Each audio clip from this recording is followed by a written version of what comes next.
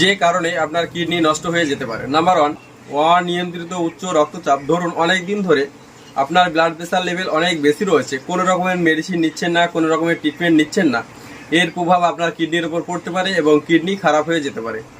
Number 2, অনিয়ন্ত্রিত diabetes. ধরুন অনেক দিন ধরে আপনার ডায়াবেটিস লেভেল অনেক বেশি রয়েছে, কোনো রকমের মেডিসিন নিচ্ছেন না, কোনো রকমের চিকিৎসা নিচ্ছেন না, এর প্রভাব আপনার কিডনির উপর পড়তে পারে এবং কিডনি ড্যামেজ হয়ে যেতে পারে।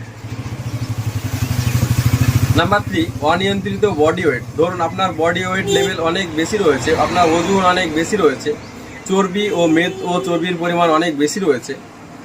অতিরিক্ত বডি ওয়েটের কারণে একটা সময় পরে গিয়ে আপনার কিডনি নিয়ন্ত্রণ হয়। প্রচুর পরিমাণে খালি পেটে ব্যথানাশক মেডিসিন খেলেও আপনার কিডনি নষ্ট হয়ে যেতে পারে। প্রচুর পরিমাণে জলের ঘাটতির কারণেও আপনার কিডনি নষ্ট হয়ে যেতে পারে। তাই আপনার সারাদিনে পর্যাপ্ত পরিমাণে জল